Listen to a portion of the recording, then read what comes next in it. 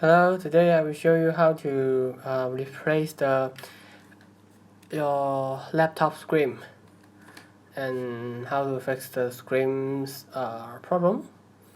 My screen have